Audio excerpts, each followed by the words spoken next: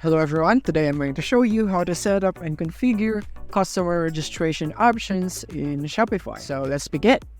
So here we are in shopify.com, and from here what we're going to do to get our login options or registration options is go here into the search bar, and from here we can just type for apps for customer registrations, just like that. And you want to click here in Shopify App Store, and you would see a bunch of apps right here that is for customers so that they would be able to sign in or sign up or anything you want. Or you could just go for login, customer logins, just like here. Let's go type it right here. You can also do that, and you would see a different batch of apps right here, or maybe the same. Yeah. So you can do this right here. So it really depends on you on what you choose right here. So I can't really tell you specific steps because each apps right here needs specific steps in order for them to get set up. But don't worry, they would be able to help you. Their steps if you ever find trouble, and instructions there are pretty clear.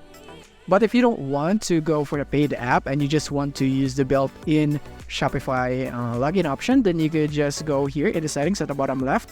Here, click on settings. And from here, go here into the customer accounts. And from here, you can go in accounts and online store checkout. As you can see, I have the login button right here. So click here on edit so that we can edit. And I have chosen the classic customer accounts in which they would be logging in with an email and password.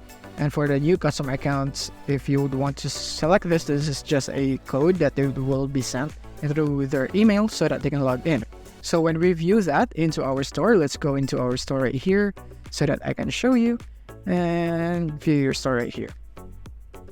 So from here, we have the login button right here, this person button, click on it. And as you can see, we can all log in right here, or we can create an account right here in my site. So click on it.